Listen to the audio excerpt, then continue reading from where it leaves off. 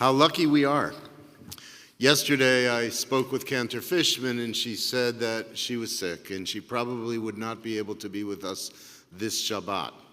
So of all the things that, Rabbi thinks about, certainly having the right replacement and being able to fill this room with the kind of song and spirit that we love was so important. We're very blessed to have Cantor Dov Karen in the congregation, and those of you who don't know this, he is the retired Cantor Emeritus from Sutton Place Synagogue in New York, and he was actually a mentor to Magda when she was a student. She was a cantorial soloist there.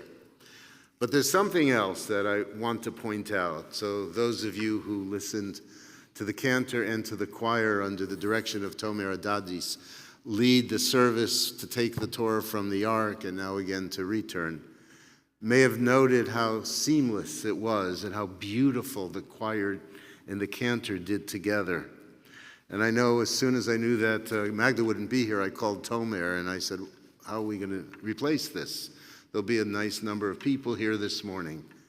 And Tomer said to me, not to worry. And so he met with the cantor for about an hour yesterday afternoon, and they came in early this morning. And the results are magnificent. It's not easy because the music all had to be transposed. And Tomer transposed all the music, and it was seamless and so very, very beautiful. So, cantor, toda rabba lecha.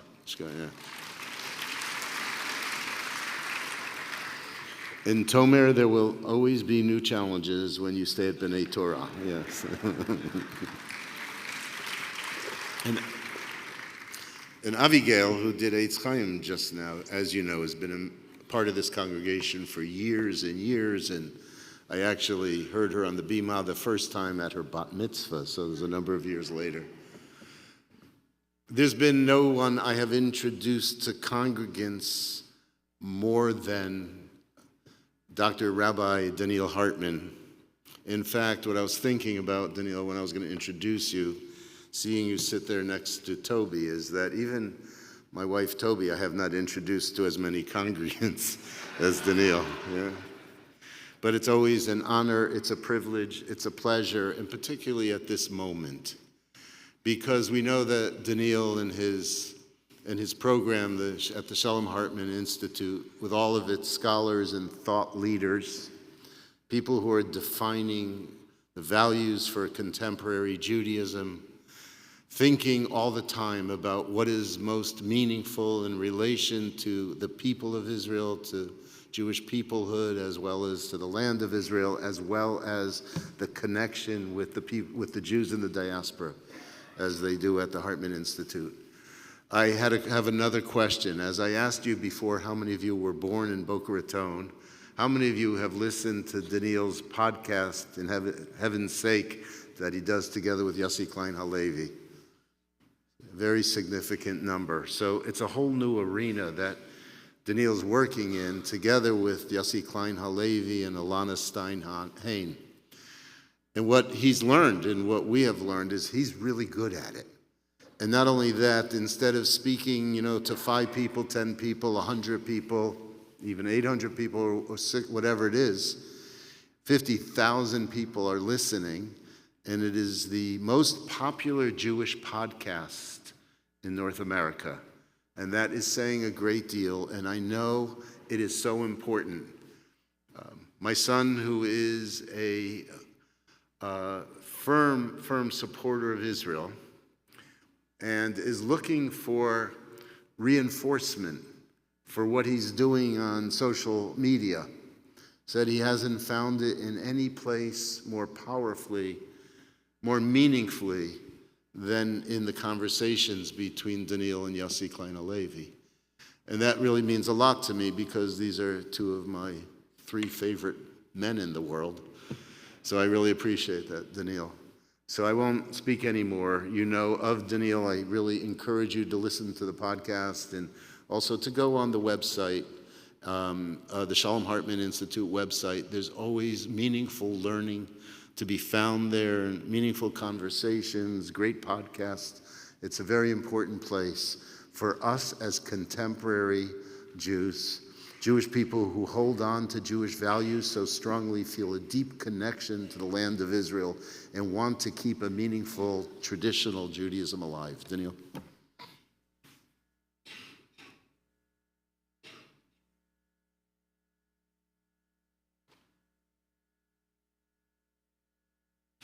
Shabbat Shalom. I've been coming here for many years, and I've been coming in joyful times, I've been coming in challenging times. And regardless of what's happening in my life or in the life of our people, David and Toby, sharing it with you is a critical part of the way I live and the way and where I get my strength from. Jeffrey, Yashar Kochacha, 42 years ago, I recited this haftorah at my right before my wedding. So this was also my Shabbat Chatan haftorah. A lot of memories and a lot of feelings.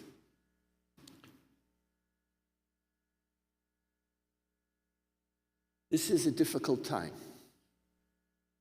because we feel that so many things are broken. Broken in Israel, broken in North America. And part of the difficulty is that we don't fully even understand. We haven't yet had the time to grasp where we are and how we find some equilibrium. So many myths of stability, so many myths about the world around us, so many things that we take for granted are now being or require rethinking. People who were our friends, we're not so sure that they're our friends anymore. People who were critical in defining my identity, we're not so sure who they are and consequently who we are. I want to concentrate today on Israel. In Israel, too, many things have broken. But it's important to remember, to state, to restate, and to restate. The state of Israel is not broken. The spirit of Israel is not broken. The strength of Israel is not broken. In many ways, paradoxically, this attack by Hamas could not have come at a better time for the state of Israel.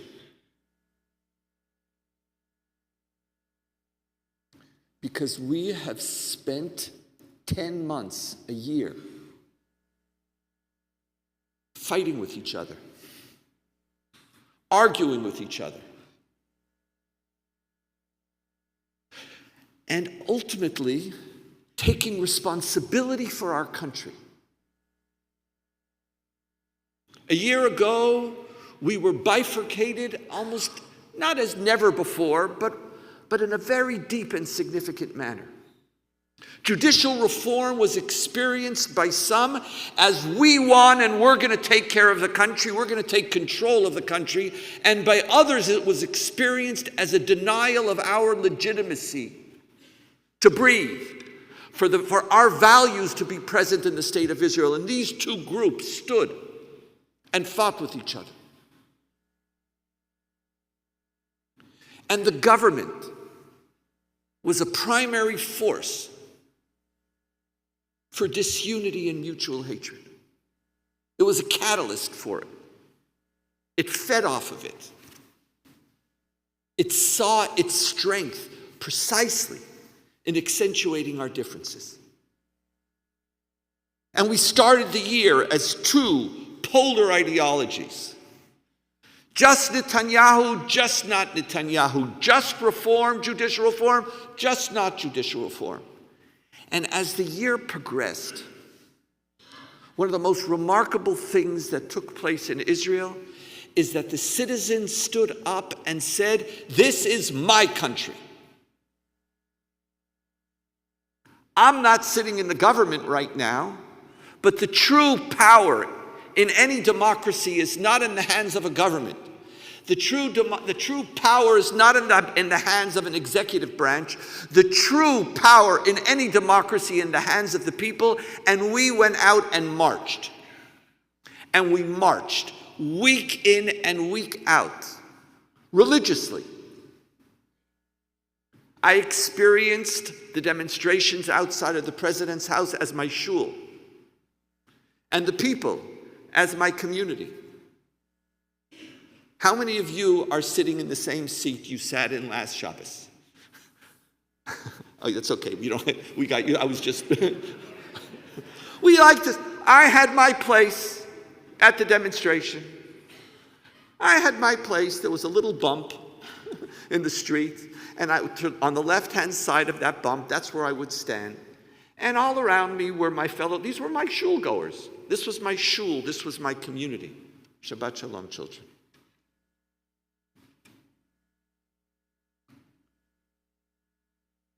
Israel was transformed because the citizens recognized that the future of Israel is in our hands. That in a democracy, the sovereign is the citizen.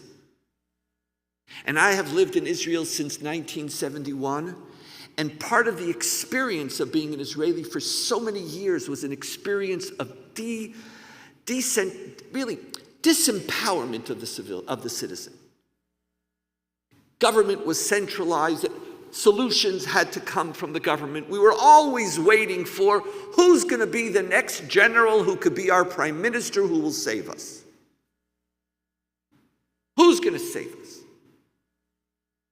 Even our attitude to the Supreme Court is, you save us.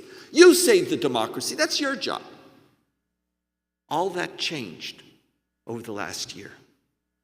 Israeli society had an intense year in civics, an intense year in citizen empowerment, in citizen responsibility. Whether you were for the reform or against the reform, as a society we stood. But part of the reason, and I want you to remember this because I'm going to come back to it, part of that empowerment came because we disagreed with each other. It came because we connected to our personal ideologies and recognized that I don't just care for the well-being of Israel, I care for a particular type of Israel. I love Israel, I will die for Israel, but Israel, my Israel, is an Israel which is a liberal Zionist state, which is an Israel which is a Jewish democratic state. And people were forced to think about what is the Israel they want, and that thinking only happened because we were disagreeing with each other. Disagreement unto itself is not a negative phenomenon. Quite to the contrary. It's an essential feature of value clarification. What do you stand for?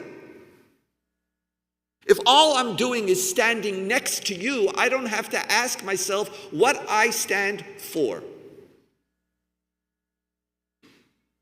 This is the tradition of the Talmud, in which there is almost not a single case in which someone says something and somebody else says no. Our whole tradition is founded on this culture of debate. But culture of debate comes when you ask yourself, what's important to you? And precisely because of this conflict, Israeli society, the citizens stood up and said, what's important for me? And part of what was important for me is to ask how I take control of my destiny. How am I responsible? And so when the horrific massacre and attacks occur on October 7th, Our government was broken. But truth be told, our government was broken beforehand. They were broken beforehand. They weren't in touch with the people. They were speaking their own private discussion, their own private issues. And the country was functioning, the discourse, the values, questions about the future were happening in Israel independent of the government. And October 7th, our government failed. And October 7th, our army failed. But the Jewish people did not fail. And 6:30, when all of us were woken up by sirens, and others were woken up by murderous terrorists at their doors, Israeli society woke up instantly. And tens of thousands of people started to go to their units, even before they were called. The Israeli army had a serious equipment problem because it had 150% turnout for their calls for the reserves. They were expecting 50, 75, 150%. All those citizens who had articulated for themselves their responsibility stood up and said, the country's not working, I'm going to start working. How do we get soldiers down to the front? WhatsApp groups were formed. Civilians started taking, we the Altacockers with driving licenses, we're not fighters anymore. How do you get down there? What equipment do you need? Who's left at home? Who has needs? All of a sudden, this empowered citizenship stood up and said, this is my country. We're far from broken. Our army recalibrated very, very quickly. Government, not so quickly. Some did and some didn't. And part of what was broke is still broken. With the wrong people in certain ministries on the basis not of skill or even commitment, but ideology and coalition agreements. Israel did not break because the Jewish people don't break. And we are stronger today precisely because of a year in which we were trained that we do not only have to take responsibility for fighting for Israel, we also have to take responsibility for our society and for the well-being of our country and for the well-being of our fellow citizens. It's a remarkable time to live in Israel. You're completely schizophrenic. It's insane. You're sad all the time. All the time. Sad all the time. Some people who don't have as effective a denial system are also frightened all the time. And at the same time, you never feel alone. You never feel alone. The person next to you is not just standing next to you. They'll carry you. They'll carry you. Not as a one-off, day in and day out. All of Israeli society is drafted today, either in the army or in helping the welfare of those who are in need.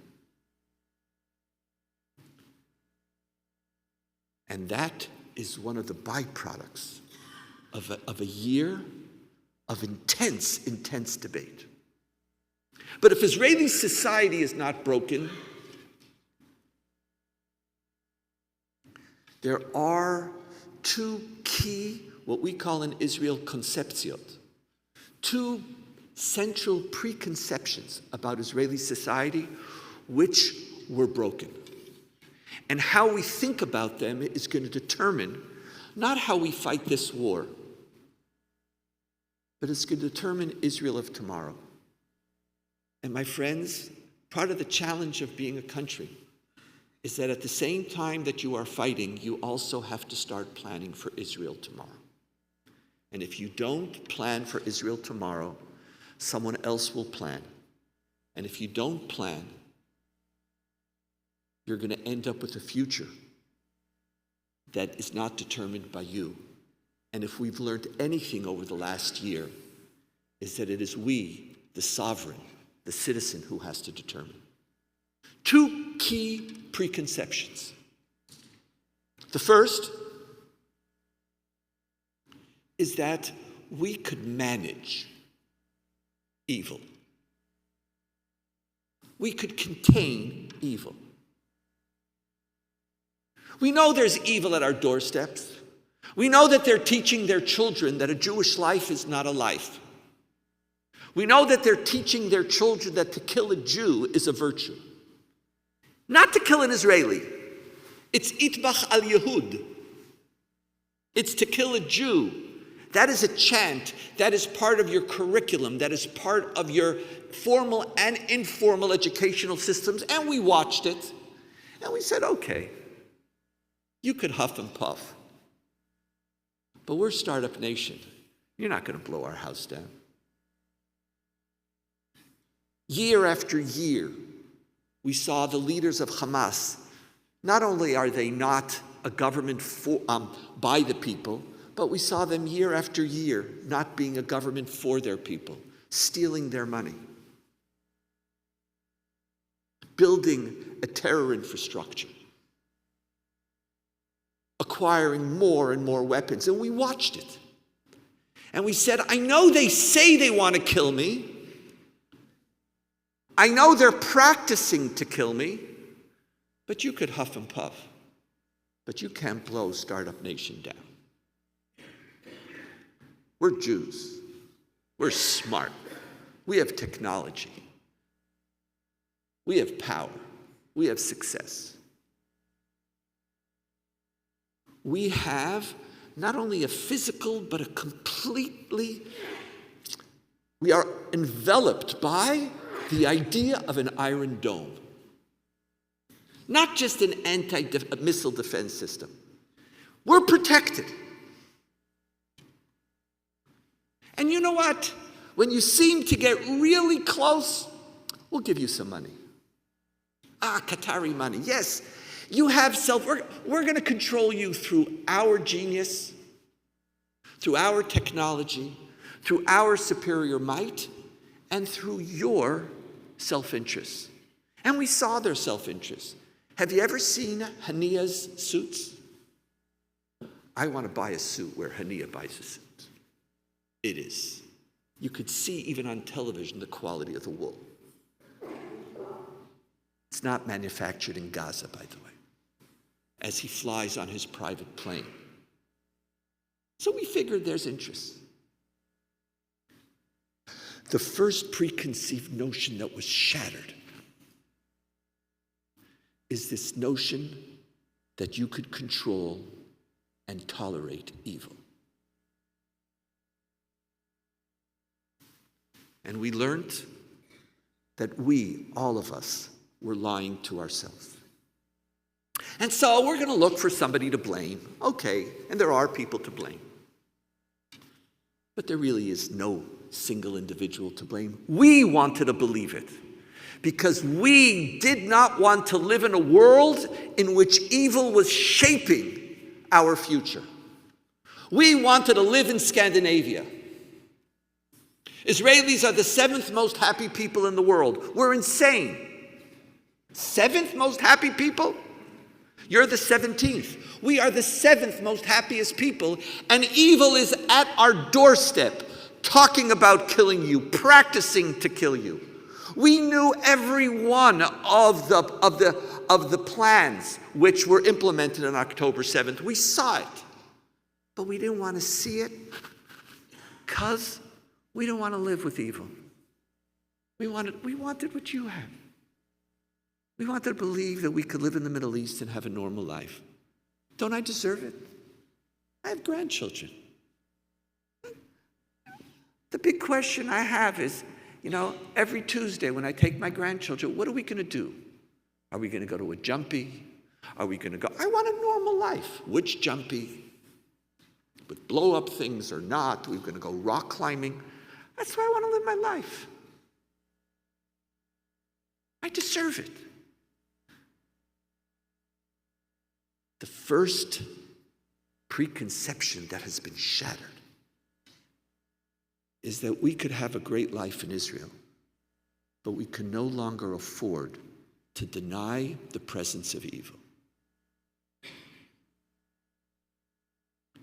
And we cannot accept political, military, or security decisions which do not take into account the presence of that evil. On October 7th, we saw it. You saw it. The chairs in the back are just one small part of the evidence of it. It is an absolute evil. It's an evil that you can't even fully comprehend. As human beings, we're not wired. As members of a Western society, we're not wired to that level of evil. So we tend to deny it. Israeli society is not going to be able to deny it anymore. And by the way, that evil is not just in Gaza. That evil is in the Hezbollah. That evil is also in Jenin. It's in Jenin. And what we do about it, I don't yet know. But I know that it's not for naught that all the citizens in the north of Israel aren't going back to their towns and villages. I can't go back and have a beautiful life when I know that there is somebody there. He says he wants to kill me. He's practicing to kill me. He has the means to kill me. And if that happens, a day will come when the stars will align and we will be less prepared than we should have been. We'll ignore some reports and our troops will be dispersed in other places and we'll be asleep. You cannot ignore the existence of evil. That's the first preconception that was changed. And what it's going to mean for the future of Israeli politics, we do not yet know. But we do know Israelis are going to be far more cautious. Israelis are going to be far more fearful, far more hesitant to engage in any move that doesn't take into account and that doesn't speak straight and clear to the presence of evil at our doorstep. No more poo-pooing. And by the way, I was a chief poo-pooer. Chief poo-pooer. I was great at it because I didn't want those I had a better vision for the future. And I didn't want these details to get in the way.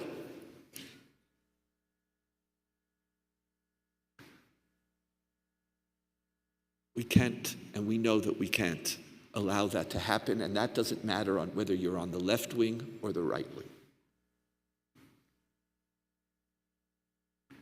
A second preconception that has been shattered, but the problem is that most Israelis are concentrating on the first, and they do not yet know and haven't fully internalized yet that a second preconception has been destroyed. And that second preconception is that the status quo of the conflict with the Palestinians could be maintained for eternity. That we could, not only could we manage evil, we could also manage the conflict. That yes, we could actually separate Gaza from Judea and Samaria and believe that they're separate. That we don't have to offer any political future, any political direction, any question at all. That we could control 2 million people in a 10-kilometer by 40-kilometer strip without a future, without a present, without in any way trying to address their legitimate rights, and their political aspirations. That you could stay in a status quo forever, despite the volatility. That is also, it was a great fantasy. Now, there were reasons for that fantasy. Part of the reasons is that I didn't want to think about a need to solve a problem when I knew that I didn't have a solution for it. So I'd much rather believe that there's a sustainable status quo. And yes, I watch and I look at Hamas and I look at the Palestinian Authority and I see the corruption and I see the lives of people getting worse and worse and worse. And I see all of it, and I am growing and getting richer and more successful. And somehow, with the power of my military, and again, being startup nation, I don't have to think about that question. And for 20 years, we basically didn't think about the question.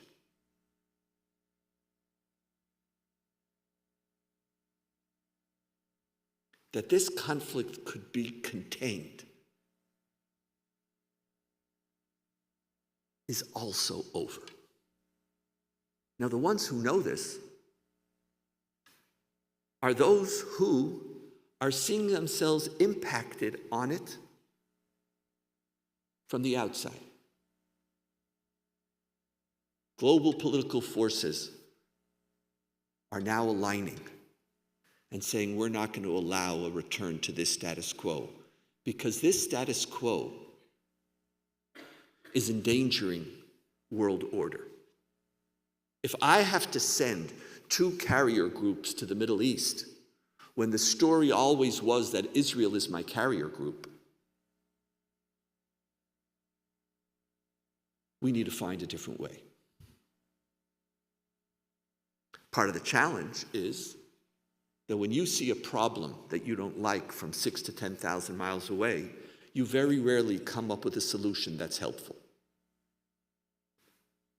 You think you could coerce a solution.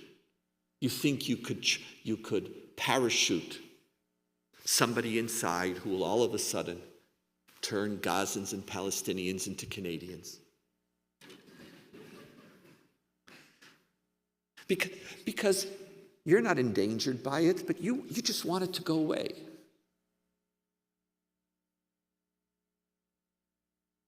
Now, these 2 preconceptions, which have been shattered, actually are going to require of Israel 2 opposite moves. And therein lies a major challenge as we move forward for tomorrow. The first is that we have to be even more serious about protecting ourselves and taking care of our security. That we have to be more diligent. That we have to stop lying to ourselves. That we have to stop believing that a wall and a fence and little technology and people looking at radar screens and electronic or automatic guns could somehow, we'll build a bigger wall and a bigger wall and a bigger buffer zone and a bigger buffer zone, and somehow that's not going to work, and Israelis are done. They are done. A reflection of this, which is not helpful, but if you want to understand the psyche of Israelis, 62% of Israelis believe that we have to maintain military control over Gaza. That means we're going to stay there. We left in 2005 because we didn't want our children dying there. But now we're saying, okay, but if the consequences of us not being there is this, if the consequence is 1,200 people murdered and babies burnt alive and women raped, if that's the consequence, we're going to stay there. Is that a future? Is that a plan? It doesn't matter. I, as a Jew, have a right to live. And I want a political platform which is going to take into account seriously what I need to do to live. The destruction of the first conception is going to lead to a coalition emerging around this discourse of security, instability, and even fear. Do you stand with me in taking seriously my threats? Are you willing to allocate and to only offer political solutions that take that into account? Then I could sit with you. The first issue of this coalition is going to be security. The second issue is going to be security and correct. The third issue is going to be security. I don't want to talk about anything else. The second preconception, however, is going to require of Israel to take risks. It's going to require of Israel, as part of an international community, to begin to start talking about things that we're not prepared to talk about. How do you talk about coexistence and peace with Palestinians after October 7th? How do you do that? But what happens when you have to? When you have to. And we're going to have to make choices we're going to reject anything that endangers us. But what about, are there any acceptable risks? It's not perfect, but what is possible? We don't get perfect. We want it perfect. And by the way, at the end of this war, we're also not going to get perfect. Anybody who's following the news knows that we're not going to have a glorious Entebbe moment in which 30,000 Hamas soldiers are going to walk with their hands up. You're not going to have an end of World War II moment. Part of the challenge of Israel is that we have to learn how to live with things that we have a right, an inalienable human right, not to have to live with. I have a right not to be threatened. I have a right not to have to accommodate somebody who wants to murder me. But part of the challenge is that we're not going to get everything that we want. And we don't have a UN Security Council veto, which enables us to determine whatever it is we want. And we're going to have to start a conversation. We're going to have to start a conversation about peace, Palestinian rights, security. How the two are going to merge, they're pushing in opposite directions. And the coalition that's going to be ready to deal with the issue of security is not necessarily the best coalition which is going to be able to deal with negotiating a painful, impossible, frightening deal with Saudi Arabia. And I know, okay, Saudi Arabia and Abraham Accords and all is going to be different, but at the end of the day, you still have a school system. You still have people a generation which have grown up to learn that a Jewish life is not a life. And we're going to have to. And we're going to have to accept, I don't know which forces or what, and what are we willing to do? We're even going to have to start thinking about what are we open to even thinking about? What slogans did we have that aren't necessary for our security? What compromises are we willing to make? But when your coalition is a coalition of security, I know who's in that coalition, and I know its mindset, and it's fed by fear, and it's justified fear. The other coalition is a coalition that's going to have to be a coalition of vision, a coalition of values, a coalition of thought, a coalition that explores the possibility of a better tomorrow, not just a safe tomorrow. And they're not the same. And to understand that those coalitions are going to be battling with each other. And by the way, you yourselves are also going to start being divided around those precise issues. Some of you are going to be part of the coalition of security, and part of you are going to be part of the coalition looking for resolution. And any one of you who has a child under the age of 30 is going to be living in the midst of people who are asking, why is Israel not moving towards peace? Israel and Jews in the United States and Canada might even be parts of different coalitions. And there's going to be very difficult debates here too. And then there's going to be the third coalition, and with this I'll conclude. As these debates emerge, and as the arguments become more vociferous, and as we look to each other and say, you don't get it, And as we go back to calling each other names. You're an enemy of Zionism. You're an enemy of Israel. You're an enemy of the future. You're not you're the enemy of Judaism. And we'll have slogans and words with which we're going to call each other, mostly to give comfort to our own ideology and to insulate it from any of the questions that the other side is asking. It's going to come. War and tragedy never create long-standing unity.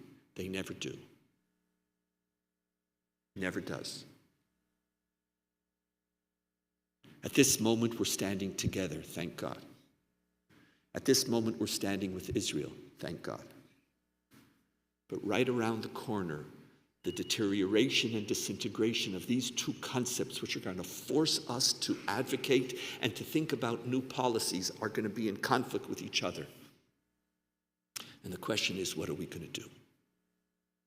And so some are going to come say, let's just replace the coalition of security and the coalition of tomorrow with a coalition of unity. Can't we just get along? Oh, whenever we fight with each other, that's our greatest weakness. And it's true. It's true. Our greatest danger is always when we fight each other. So let's just be unified. And there will be a strong push towards that. The challenge of unity, however, and this is what I learned, I reinforced this last year. Unity is a powerful force, but it's also an intellectually mediocritizing force. The call to unity says, let's not argue. We need to argue. We just have to learn how to argue. Creating a coalition of unity is not going to solve either the first or the second, unless we embrace the need for Israeli society to address both of those issues and to come together and to say, yes, I have security concerns, I have vision aspirations.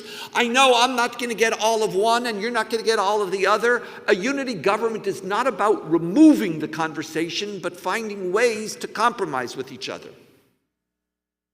to find a way to talk, to learn with each other. For 3 years, the students of Hillel and the students of Shammai argued with each other. This one said, the law follows me, and this one said, the law follows me. And what everybody learns all the time is what comes next. A voice comes forth from heaven, and God says, these and these are the words of the living God. But that really isn't the interesting part of that Talmudic section. The really interesting part is for 3 years, the students of Hillel and the students of Shammai argued with each other. They were in the same Beit Midrash.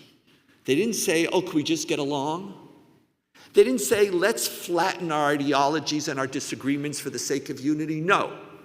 This one said, the law follows me, and this one said, the law follows me. The only issue, the only choice that we have, however, is to stay in the same Beit Midrash together. We need the power of disagreement to deal with the deep, significant challenges facing Israel tomorrow. And all the issues of Jewish democracy, they're on the what is a small fire, they're on the side, but they haven't disappeared. Rights of women, rights of Arabs, democracy, human rights, freedom of religion, religious pluralism, the rabbinate, who is a Jew, those issues haven't disappeared. And by the way, they're going to come back together again. And what are we going to say? No, not today. We're going to say, no, tomorrow. But the tomorrow is not tomorrow. It's a messianic tomorrow. No, tomorrow is coming, my friends. And we're going to have to find a way to envision a future which also takes into account very seriously our new recognitions from the past. They're both there. Don't waste your time picking one camp. We're going to have to find a way to bring them together. And we're going to have to find a way to argue. And not argue for the sake of unity. Argue for the sake of a vision. a vision of a better Israel, but part of that better Israel is an Israel that we walk in together. I don't want to go back to right-wing, left-wing divides, even though I already see people trying and they're already campaigning. We need a new coalition that transcends the old divides, but a coalition which is not just motivated by unity, but motivated to answer the serious questions which we disagree on. And if one thing gives me hope, is that the Jewish people in Israel and here, we're not just alive, we're on fire. We're not just alive. We are fighting. We are standing strong. We are standing up. And we are acting. A people who is alive and on fire is a people which will give all of us a future. Hopefully we'll have the energy and the strength to keep on dreaming together about that future. And inshallah, as we say in our tradition, that future, that better tomorrow, will come very quickly in our lifetime. Amen and thank you.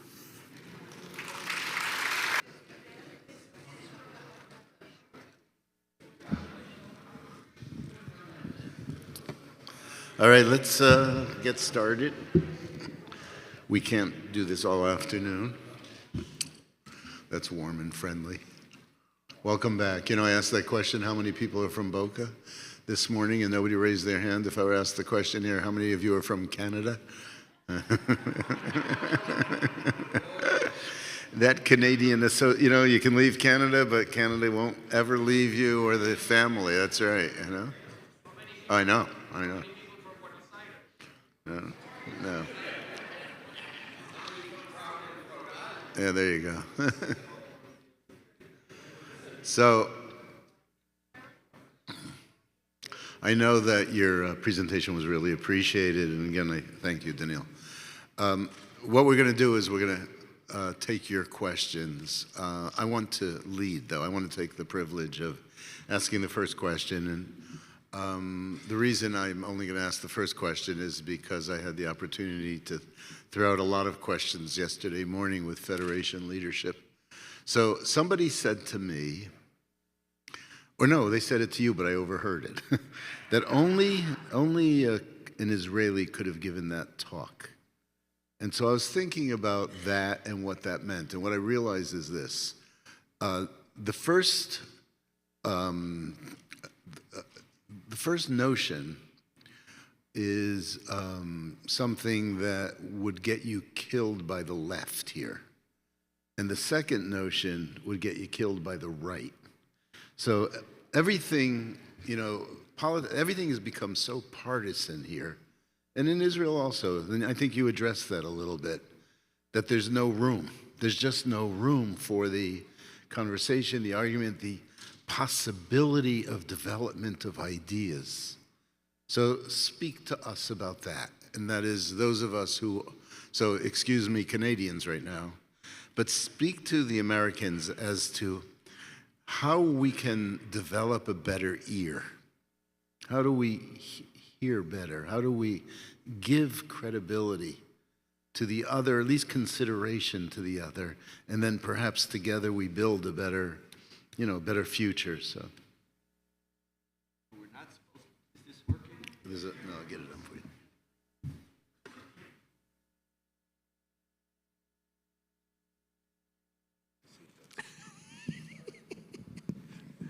Hi, is that better?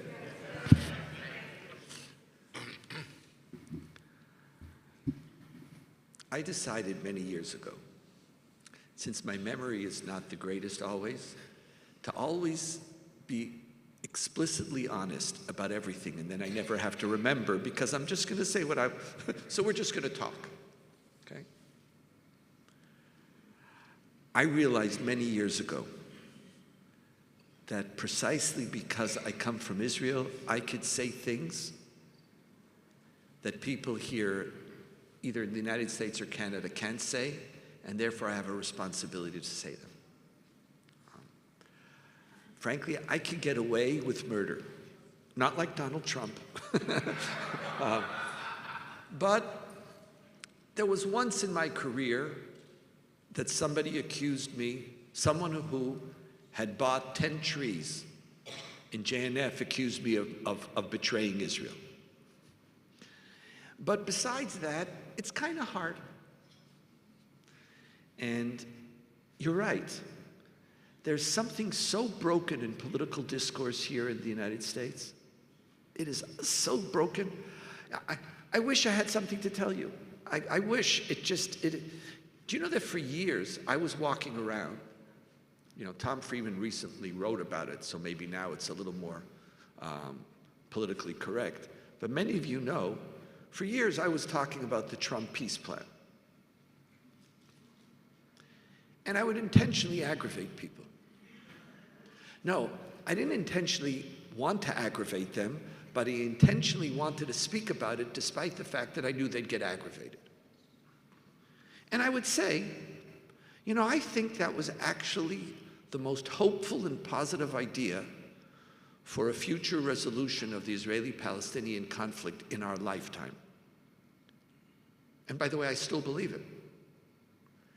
But I saw people like, one second. Most of them didn't even know what the plan was because they couldn't. Because the minute the word Trump was associated with it, they couldn't. And by the way, because they couldn't, other liberals didn't feel a need to, and because they didn't feel a need to, Abu Mazen was able to just cancel it and it became a politically irrelevant thing, and we wasted it. Could you imagine if today there was a Palestinian state in area A and B with a presence for the capital of Palestine in Jerusalem? That's what Trump wanted. That was his plan. Could you imagine? Like, where would we be right now? So I don't know how to help you. You gotta, you gotta help yourself. You have to decide whether fighting and being so certain is worth the mediocrity that it infects you with. It's just up to you. I watch 14 news sites every day, mostly on the internet. I spend over 2 hours a day collecting data.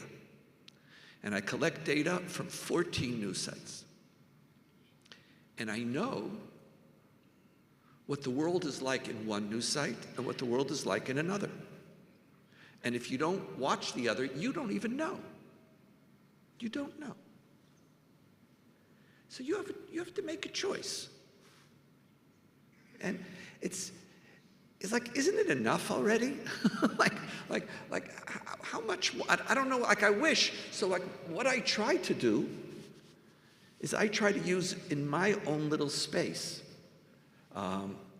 to talk about the two challenges. And now, I really do believe that the majority of people don't live in the extremes, but we give leadership to the extremes, or we allow the extreme to determine the group to which we belong. I've been spending a lot of time these last few months working on a whole new approach to things that I never thought about before.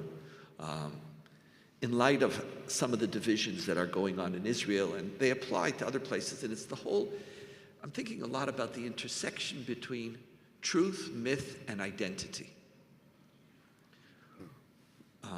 Why is it that certain truths are accepted as truths by certain groups and rejected by other groups? And our initial response is, oh, you didn't hear me, or let me reprove my truth. But it doesn't work. It just doesn't work. Factual arguments have a zero impact on people. And it's very frustrating. So one way of looking at it is people are stupid. Okay, but when your fundamental premise is people are stupid, it's just not, It's not a helpful way to live in the world. People might be stupid, but you can't believe they're stupid. And by the way, people aren't stupid. They're not. They're not. So then we blame, then we get into, oh, it has to be 144 characters or a 2-minute YouTube something, and therefore they can't, nobody consumes, it's not that. People consume and digest facts that work with their identity. And if it doesn't work with your identity, you very rarely hear, but even when you hear, you can't digest it. And it's rejected. The place of identity. There's so many examples of it, but why is it that Democrats believe in global warming by and large, and Republicans don't believe in global warming? What we have different scientific evidence that, like, what is it? Is it like something is happening? What is it about global warming that for some people doesn't fit with their identity, and with others it does, which makes the facts digestible? I don't want to spend time on that, but just if you believe that democracy is dependent on small government, you have great difficulty accepting that there is a problem, the solution of which is big government. It's like your natural inclination is not to want to have those types of issues. And if you are a part of a religious tradition which always had suspicion towards science, there's so many factors that when a story hits you, what you are ready to hear. So for example, why didn't we want to, my identity was built on a future of Israel, which was going to be positive. I didn't want to hear the counterfacts of Hamas, the way they're educating their children. I knew about it, but it was a fact that I didn't want to digest. And part of again, I'm not going to give now a whole, I'm working on it, I might write it or teach it or whatever, but a lot of what's determined so much of American political discourse is that we belong to different, not parties, it's different identities. And very often we allow the extreme to have a disproportionate impact on shaping the identity of the group. They're clear, there's more black and white, the lines are clear. So like, for example, it's not that progressives dominate the Democratic Party. They don't. Objectively, they don't. Or it's not that right-wing crazy fundamentalist. Things are always more complicated. But we tend to allow certain groups who speak louder, and the clearer you are, the louder you shout, and the lines are clear, and you have that they determine your identity. And part of what's been happening is that the question for America is whether you could, not whether you could come up with a new argument, whether you could create other identities which aren't shaped by those extremes. And so part of what I'm trying to do when it comes to Israel is to break out of the left, right, and it hits the Republican, Democrat. It doesn't allow you to think. It doesn't, you're stuck somewhere. You're stuck in a certain place in which arguments, you can't even hear them. You can't hear them.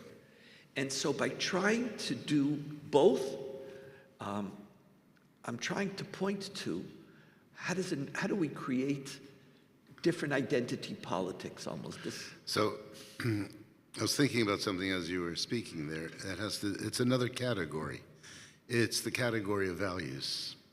And that's something that at the Institute you've been shaping. So it's not necessarily a political partisan conversation, but it's a values conversation. That's correct. So like people ask me, is the Institute political? 100% political.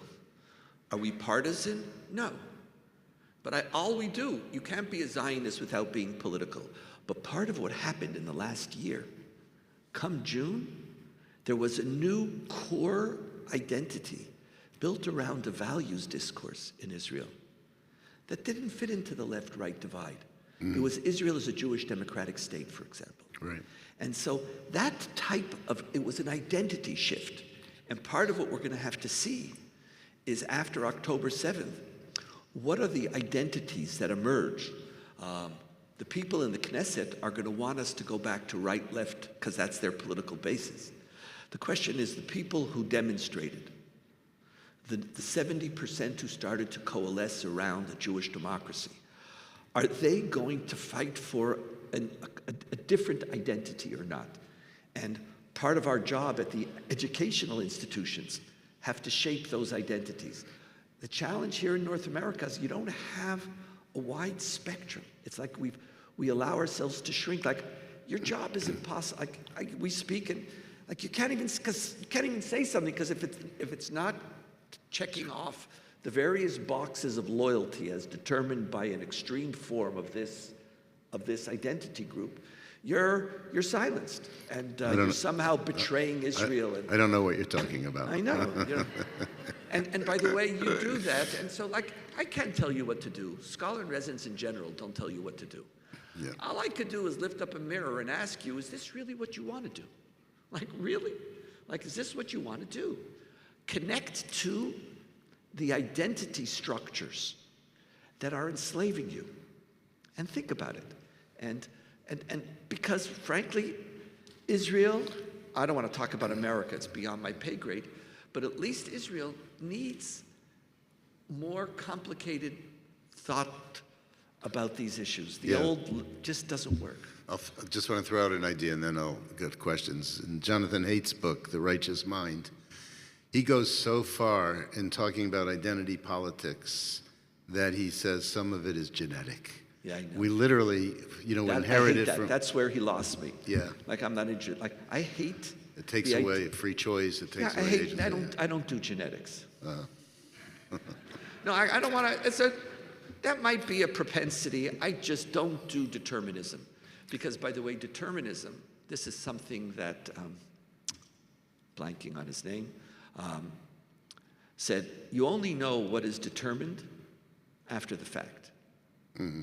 Right? When you, in your life, you never know what's determined. So the choice, when you're actually making the choice, you don't know that it's determined.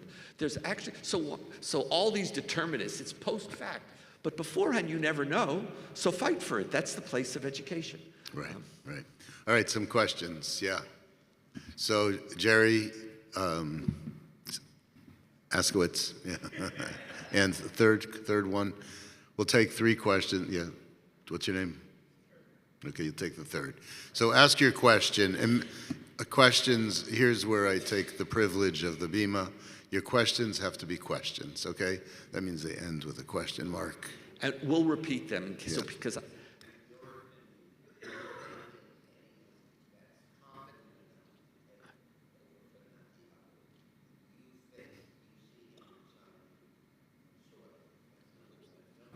One question. Okay, I'm sorry. There's a lot of people in the room. Okay, next question. You, yeah, that's good.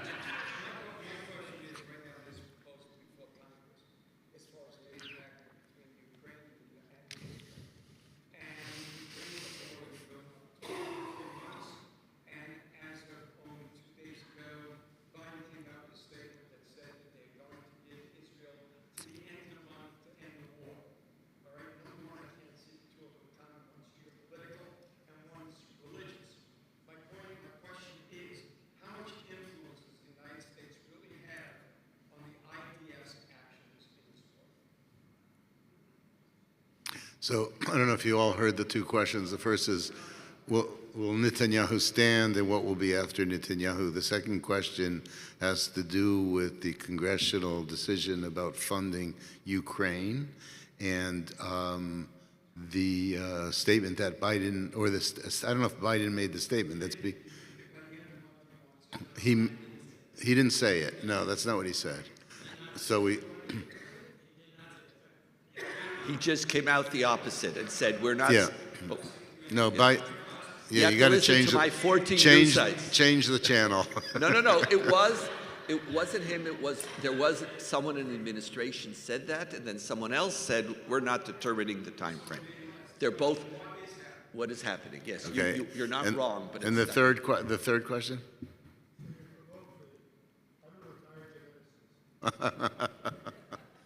This is coming from a retired geneticist, so yeah.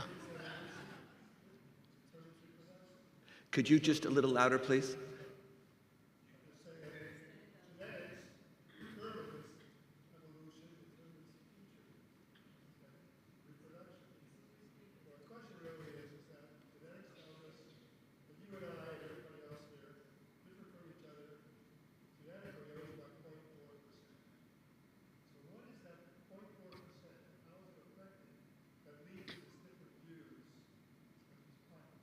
Okay. So, excuse me? Environment. So environment is like, I could do environment. Like, I'm all into environment because I could shape environment. To claim that our opinions are genetically predetermined, and then education, I choose to believe that we don't live in a determinist world, and environment I could shape. I'm there. So on that, but when the other ones, that's on the issue of will Netanyahu step down, and is there anyone to replace him? Will Netanyahu step down? Probably not. He might there'll be 1 million people in the street every Saturday night. What will happen when the chief of staff is going to resign? The head of the Mossad is going to resign. The head of Israeli intelligence, military intelligence, is going to resign. The commander of the southern district is going to resign. You're going to have those 4 people directly involved. They've already said. They've said it very clearly. They said, we are responsible unequivocally. Unequivocally. And they're going to resign. What that's going to mean when the only person who doesn't resign is Netanyahu, because he's going to then claim they're the only ones who are responsible. I wasn't responsible. So he's going to say that. But Yossi Cohen, in an interesting interview, the former head of the Mossad, on the television was asked, do you think Netanyahu is responsible for October 7th? And he gave an answer in which he said, I never relate to identifying who is responsible for any given moment. Like, who was responsible? Who knew what? When did they know? Did they know? Were they directly responsible for A, B, C, which led to this? He said, so I don't know. He said, but the nature of leadership is that when you take a leadership position, what you are taking is responsibility. From the moment, not that you're just responsible to what happens under your watch. I just don't know whether Netanyahu assimilates that. I actually know that he doesn't. But whether he'll be forced to or not, what Israel's going to be like after the war, we're not sure. We know that we know that the Likud has already lost half of its power. We know that the majority of people in the Likud want him to step down. And so what type of forces are going to be unleashed? We just don't know. Add to the fact that Netanyahu is probably not going to have his victory picture. So it's unknown how Netanyahu's will is going to meet the will of the people and of the country. And it's going to be a battle that the outcome of which we don't know yet. As to, are there people who could replace him? There always are. There always are. Actually, within the political system today, there's already decent people. They're decent. It's not as if there's nobody. Where there is nobody is in the Likud party. Not because there is nobody, but Netanyahu has worked diligently to make sure that anybody who's a somebody is either kicked out, marginalized, or doesn't have a voice. So frankly, now you don't even know if there is anybody in the Likud. But other people are talking. There are people who led some of the demonstrations who are going to be emerging. Benny Gantz, Chili Tropper, Yair Lapid, Eisenkot, Gidon Sar, Avigdor Lieberman. These are all Aryeh Deri. These are all serious people. And I was very careful in my list. They're serious people. They're people who are very thoughtful. You add to them Bennett and Yossi Cohen. Former mayor of Jerusalem. No, Yossi Cohen, the former head of the Mossad. No, the former mayor of Jerusalem. Nir Barkat. He fits under the nobodies of the Likud. Nir Barkat. Yossi Cohen is the head of the Mossad, former head of the Mossad about 15 years ago. The really handsome guy. Nir Barkat is a somebody, but it's going to be very hard for him to claim I'm a somebody when he hasn't said anything in the last, since in the most consequential year in memory, from the last November to now December, with all that, he hasn't said a word. And it's very hard to be able to convince people that you're a somebody when people needed to hear you, you were silent. But he could only be silent because if you say something, you get fired. So that's part of the world that Netanyahu created. So are there people? Yes, there are people. And they're serious people. I believe that without getting political here in America, I believe that the choices that are available to us are profoundly richer than the choices that you're going to be facing. That's for sure. Regardless of your political positions. So there are people. What's the relationship to America? First of all, America has profound influence. It never dictates. Sometimes there's a moment, and there were moments when American presidents dictated unequivocally. And most cases when they did so publicly, Israel didn't listen. And then the Congress, and it became a more complicated. Israel is a sovereign country. The larger influence that America has is that Israel, or the more responsible politicians in Israel, including Netanyahu, and he's very, to his credit, he understands this, is that he doesn't allow his ideology to develop a myth of self-sufficiency. We need America today more than we did in the past. That's just a simple truth that Israelis understand, and that's why the favorite politician in Israel right now is Joe Biden. We love him. We also love Trump, by the way, beforehand. We did. Nothing because we weren't talking about America, we were talking about Israel. And for Israelis, we felt he saw us and he related to us, and we felt that very deeply from Joe Biden. Tremendous, tremendous appreciation for the way he has stood with Israel, not just politically, but also psychologically. The language that he uses to articulate what has happened is a language that he's speaking Israeli. He's articulating our feelings. And it's very rare that a politician speaks to a people and says, I see you. I see you. And the moral clarity of his October 7th conversation made Israelis feel less alone in the world. Because it wasn't just support. It was deeper than that. It wasn't just I'm with Israel in its difficult time.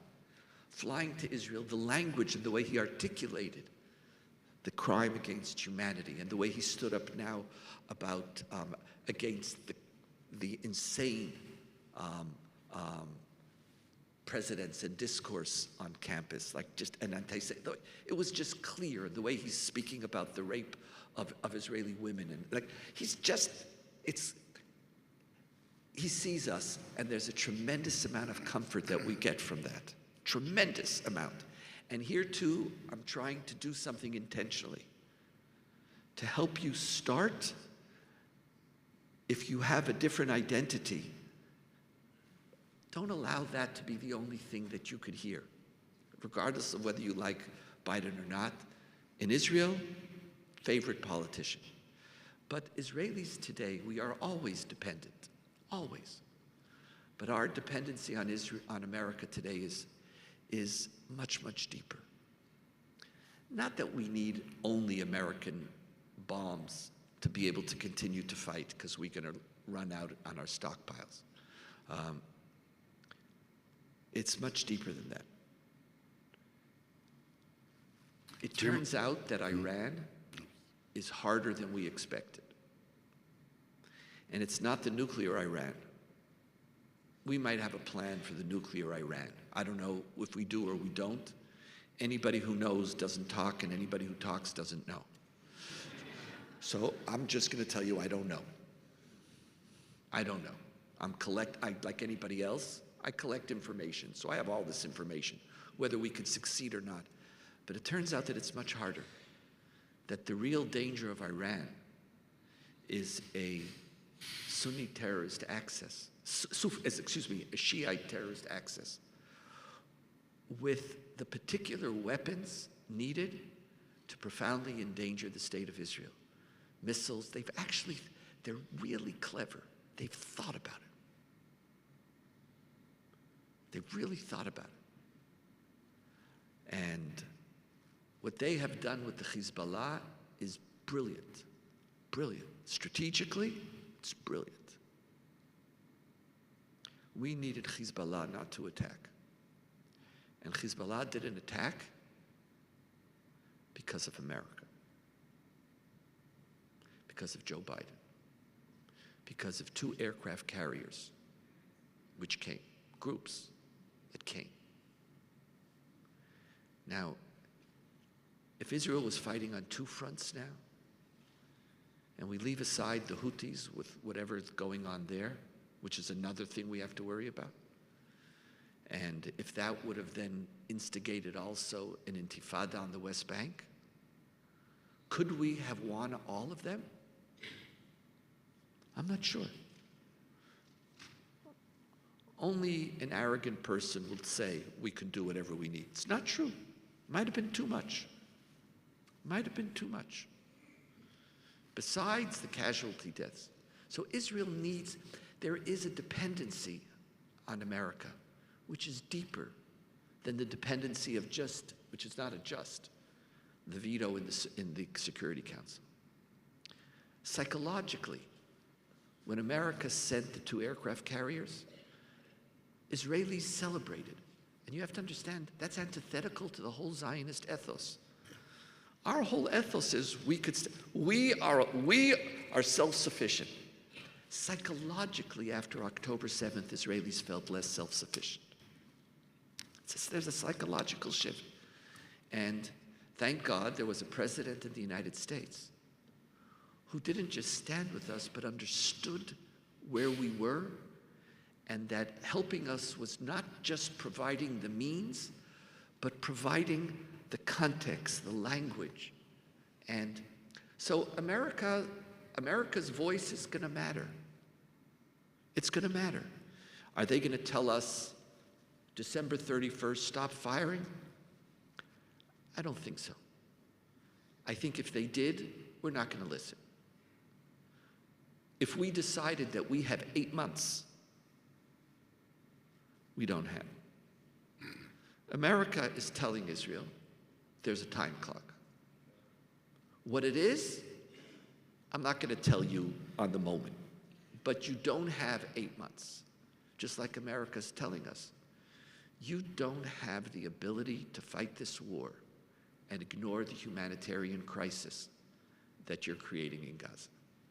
And Israel's greatest flaw in fighting this war is in our ignoring of that humanitarian crisis. But America, as our ally, is saying, I could stand with you.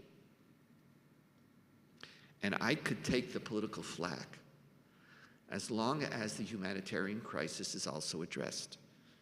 So Israelis think about it as a public relations issue, but it's a moral issue. And here America is actually helping us.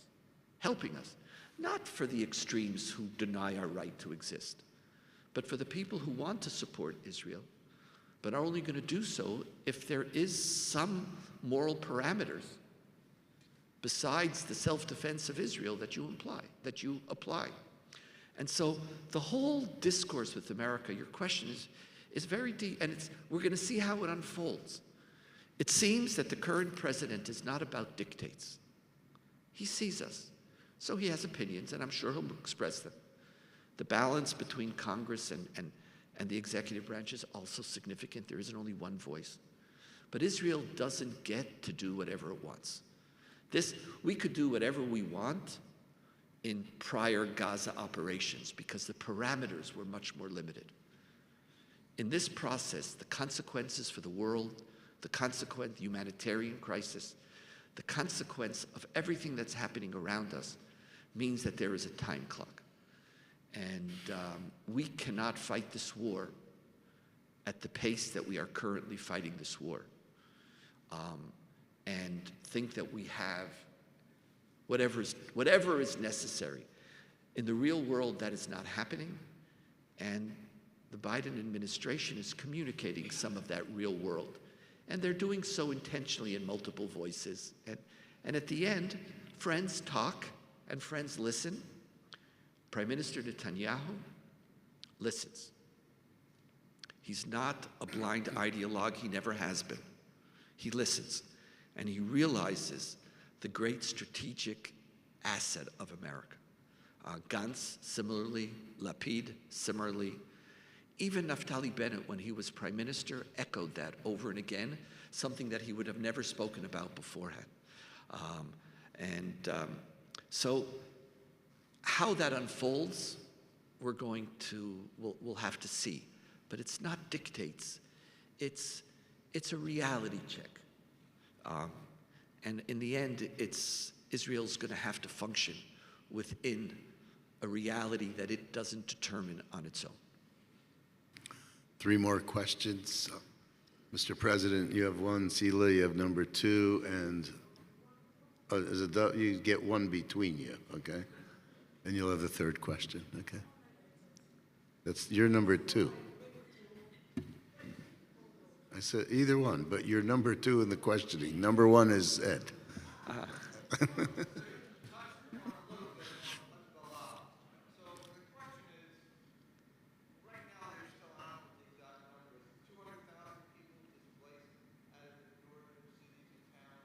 It's all total. In total, from the south and the north, it's 200. Whatever it is. Yep.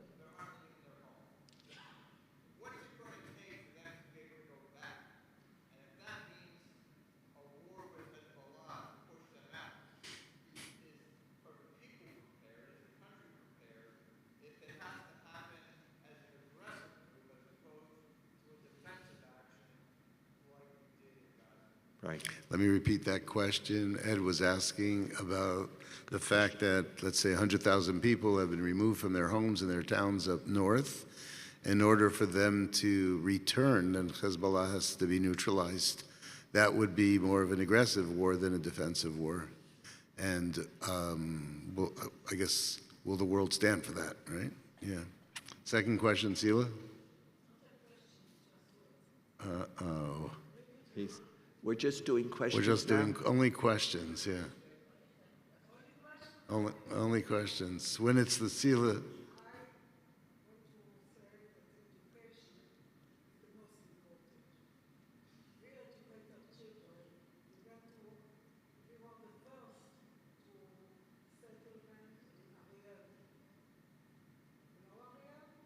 I live in Israel.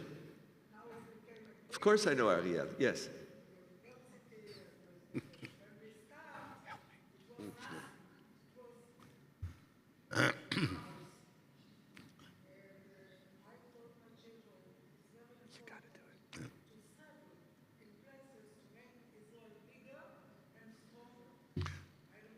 I'm going to have to, Sila, I love you very much. I respect you very much. But we're here with 50, 60 people, and it's question.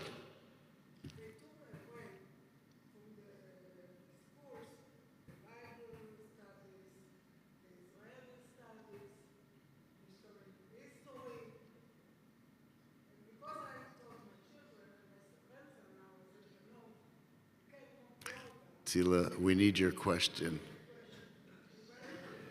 You're not helping us. I would love to have a conversation. Maybe we'll talk when afterwards. Here. Okay. Thanks. Good. You got that Thank question? What was you want to repeat it? I didn't Why did they take away Jewish studies education in Israel? Okay. Third question, who was that? Back there. That's what, yeah. You, yeah.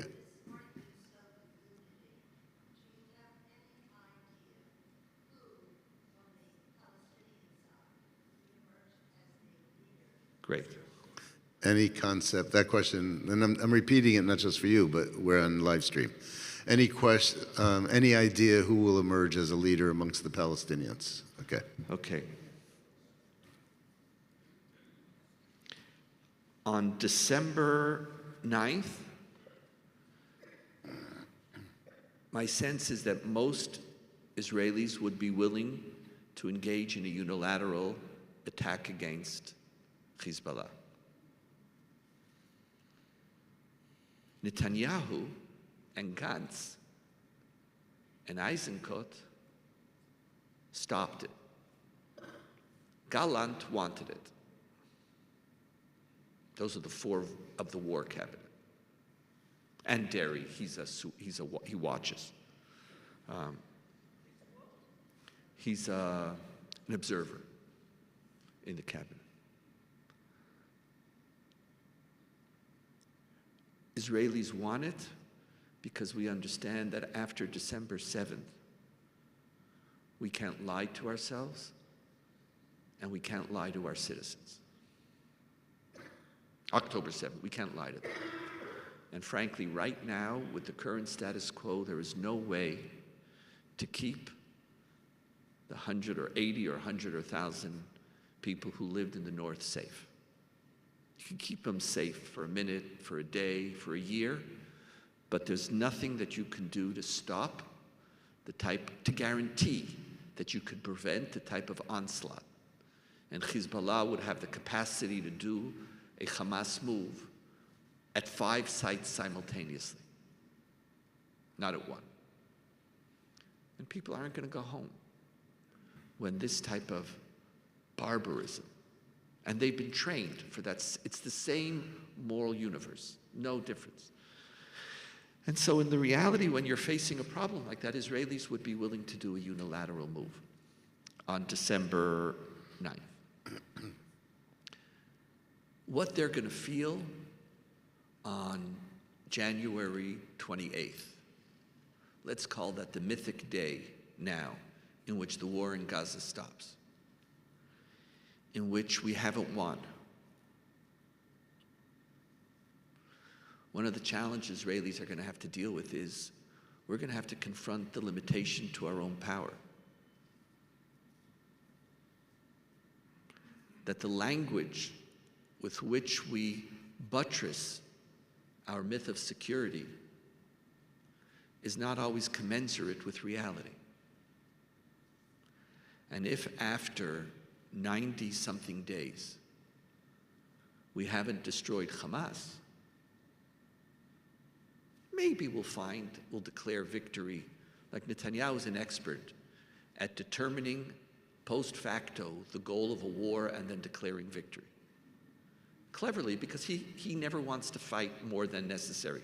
The minute he doesn't think it's achievable, he stops. He's done that all the time, and as an Israeli, we owe a great debt of gratitude to him for the way he responsibly conducts war. He conducts it far more responsibly than the left did.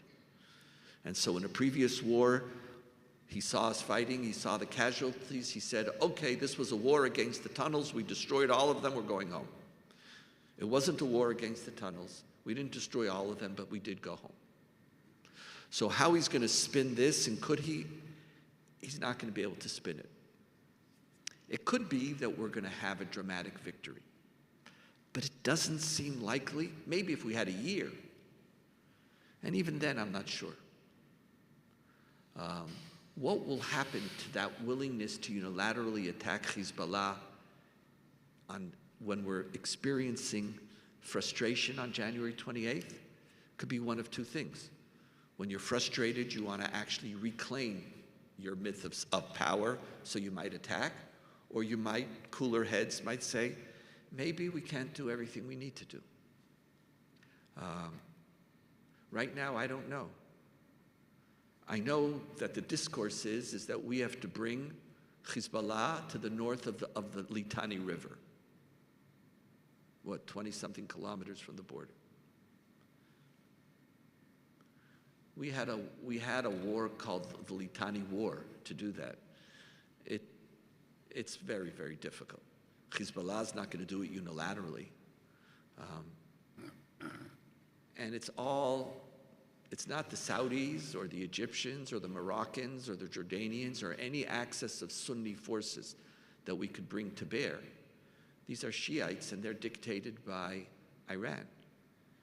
And does the world, does America, how many bombs or missiles have to be fired by Iranian proxies against America before America admits and recognizes that it has a war with Iran?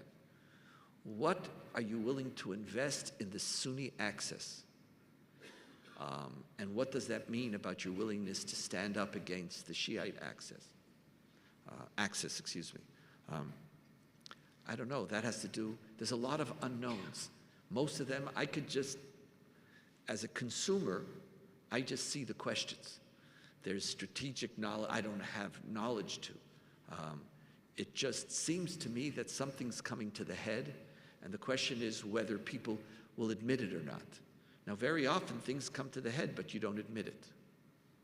Like you just sort of pass it on. Like, could I pass it on to somebody else to deal with? Because the consequences are very serious. There is a very significant force that is creating chaos and spreading evil, not just in Israel. And it requires a superpower to decide to be involved in some way or another. So the Hezbollah issue is a huge unknown. Today, with bravado, let's go. Thank God Netanyahu is prime minister. He does bravado at his press conferences and on his tweets. He doesn't do bravado in policy. There's two separate Netanyahus. He just doesn't do it. And again, this is an example. I don't like him. But when you only analyze what a person does from the identity that you're in, there's critical things that you're missing. And this is an example. Thank God he's there.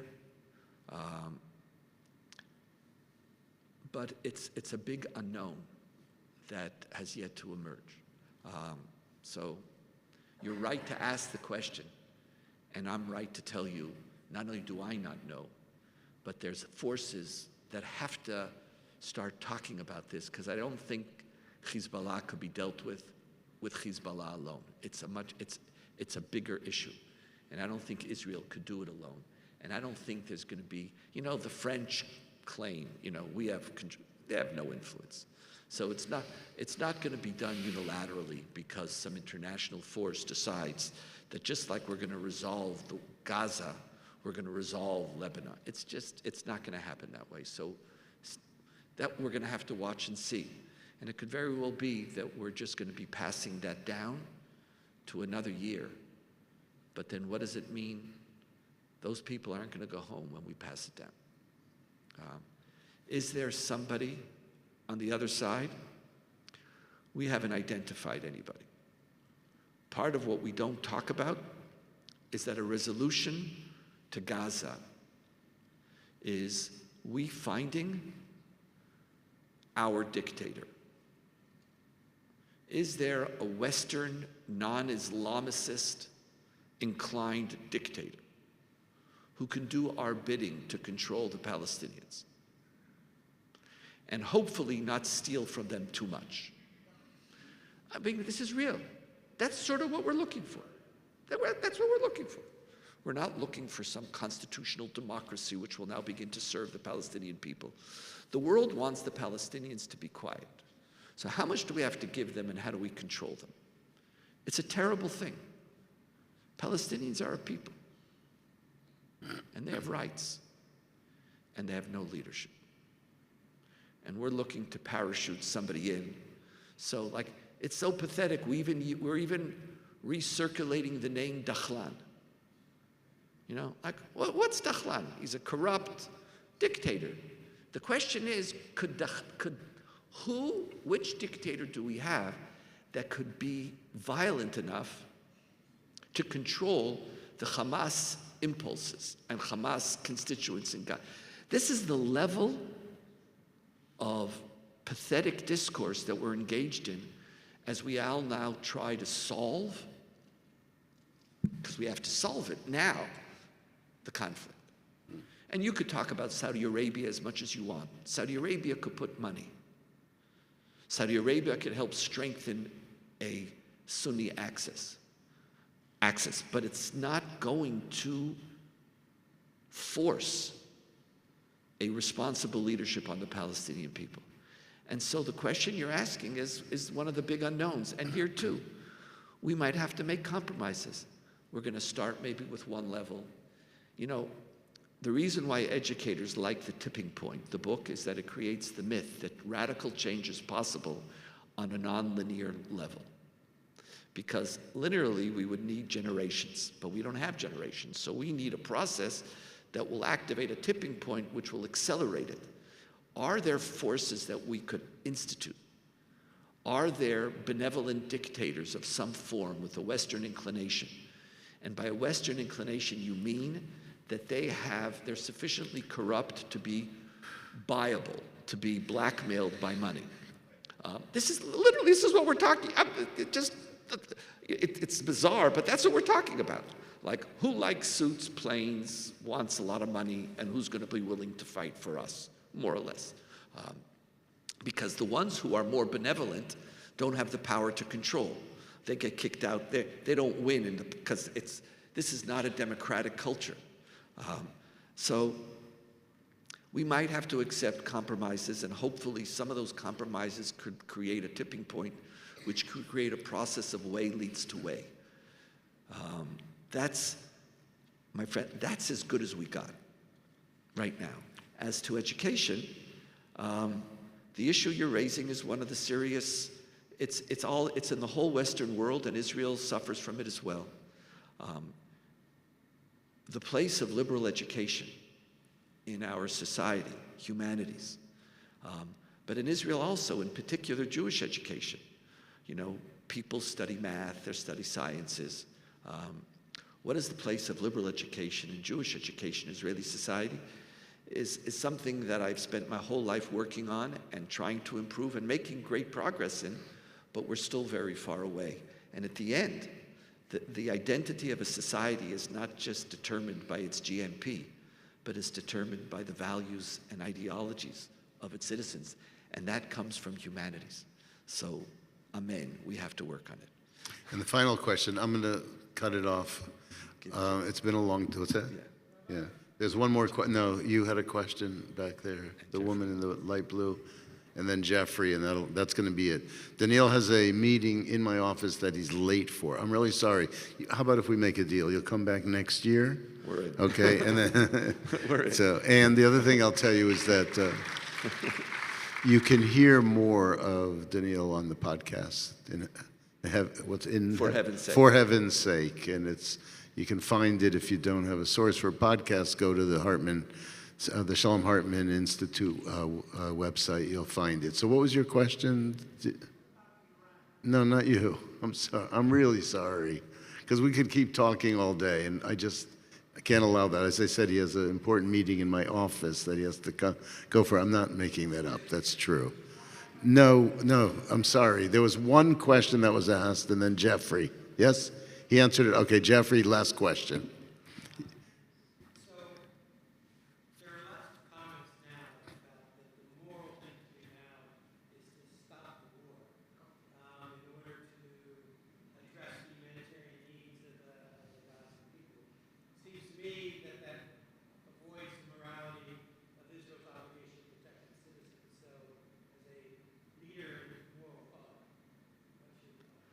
I find personally the call for a ceasefire to not only be politically foolish, I find it to be morally bankrupt. Morally better. We have to fight this war, but we have to fight it better. And the solution is not ceasefire. The solution is Israel taking much more seriously responsibility for the humanitarian crisis. Right now, a ceasefire is a patently immoral act, which is just another way of denying the right of the Jewish people to fight and to defend themselves. And I have no tolerance for it. And it's not that I don't understand it, I morally abhor it. I don't have a right. I have to live with somebody who has said, who said in the past, and I ignored it, and said it again. We're going to do this again. So you have a moral claim that I have to, what you're basically claiming is that I don't have a moral right to self-defense, which is part of some of the political discourse. Every country in the world has a right to be and a right to defend themselves, except for Israel. I don't believe that anti-Zionism is anti-Semitism. It can be, but it doesn't have to be. It's not always. But it really doesn't matter, because this form of anti-Zionism has the same insanity and moral corruption as anti-Semitism does. It sees Israel and treats Israel in terms that it would never choose or relate to any other country in the world. Any other country in the world, forget even, like after October 7th, it's morally corrupt. Doesn't mean I could win the war, but at present, with Hamas still in power with its forces, it has a level of wiping out and transparentizing Jews and Israel, which we can't convince, but we just have to defend ourselves against. But at the same time, the reason why these calls are coming, besides from let's call it the immoral anti-Zionist position, I think it has traction because I don't think Israel's doing everything that it should be doing to deal with the humanitarian crisis. And I think we have made some serious errors, not in military strategy. That is beyond my pay grade to decide which bomb we needed to use, for what reason. Are we bombing a building? Are we bombing a tunnel? I don't have access to that information. Are we bombing in order to protect our soldiers? There's so many levels of information that it's important that even though I've watched the news and I have there's information that I don't have access to, and that I choose to trust that these issues are of concern to the upper echelon of the Israeli military. And I know from evidence that those questions do concern them. But if you want to take a position that you have a right to fight, you also have to at the same time prove that you care about the consequences of the war. And collateral killing is going to happen. But there is a profound humanitarian crisis, and it can't be that the advocate to solve the humanitarian crisis is the United States forcing Israel one more oil tanker. It just can't be. Can't be. And then you claim, don't you realize how morally sensitive I am? I don't, because I haven't seen you initiate anything. Even the corridors, it's not enough. There's millions of people who are outside of their homes right now. There's millions of people starving. So even when Netanyahu, for one moment, said he gave one moral statement, like, we couldn't fight that way. And then quickly he went back to creating a new story that if if disease breaks out in Gaza, it will come into Israel. It again went back to the same language. We can and need to do better. And as I said the other day, and I spoke to you, Israel has the capacity, more than any other country in the world, to overnight set up trauma-level hospitals, field hospitals, in any corner of the universe. In the middle of a zone without electricity, without internet, without running water, everything. In the middle of nowhere, we could parachute in and set up trauma-level hospitals to deal with emergencies. And we've done it all over the world. We can set up 3 hospitals right on the Israeli side of the border to deal with civilian casualties. Whether we had to fight bomb or not, I'm going to go with the army, right? I don't know enough, and I'm going to go with it. Maybe I'm wrong, but I'm going to make that, I'm going to choose to go. But show, what do you care about? You can't, if you're emptying Shifa Hospital from babies in incubators, why not move them to your hospital? Don't show me, here it is, I'm bringing incubators in. Where are they supposed to go afterwards? Where are they going to get electricity from? What, as long as they don't have a film crew there, you don't care? Why couldn't we do that? What was to stop Israel from doing that? What's to stop Israel from creating in the Negev, right again, near Gaza, a tent city for 100,000, for children, for women? You can't create a humanitarian crisis as a result of your right to self-defense and ignore the humanitarian crisis that you're creating and assume that the world is going to applaud your moral excellence. You don't get to do that. Only, again, if you're a superpower. If you're a superpower, you could pretend that you set the rules of the game. You can't. Now you have to be smart. And part of Israel's greatest strength is its moral conviction, is its moral character. That's our strength. That's what our strength, that's what brings us. So here, the ceasefire, for some it comes from evil. But for others, it's coming and they're saying, 1 second, there's a crisis here. And they're not asking, this is now, listen, you've killed, we're measuring. How many of you died? How many of you died? You win. So now I'm with you. I was with Israel and now I'm with you. Ceasefire. Enough. Show that you truly care and that you're committed to fighting a war of self-defense as morally as you can. And then we could also win the battle for this, against this, I believe, morally bankrupt position. But here too, and this is where I want to end, we are being attacked by enemies on multiple fronts. We are being attacked physically by terrorists, but we're also being attacked morally and intellectually around the world and here in the United States by people who are positioning themselves as moral paragons, and Jews sometimes, and Israel as morally bankrupt. Now we could make the mistake that because somebody is attacking our morality, and some of them are doing it for anti-Semitic or anti-Zionist reasons, we could therefore make the mistake into believing that we have no work to do. In a world of anti-Semitism, we get a get-out-of-jail card. It's not such a good jail to get out of. Life is not so simple.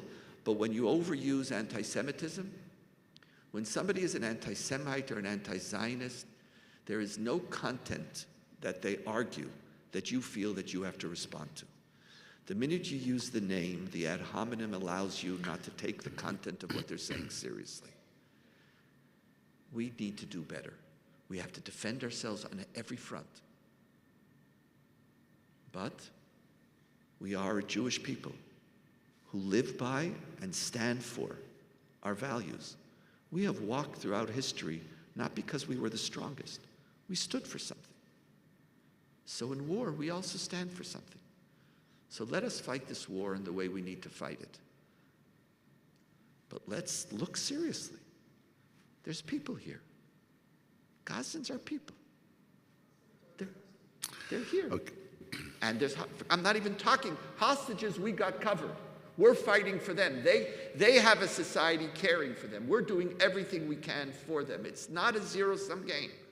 Where hostages are going to be determined by Hamas, and the more we fight and the more threatened they become, maybe. We're going to do what we need to do. But it's not hostages versus, that's not the equation. There's people here. And I think we could do better. And if we want to win in the public discourse against these types of arguments, it behooves us to aspire to do better. Thank you. Shabbat shalom and thank you. Shabbat shalom. Thanks.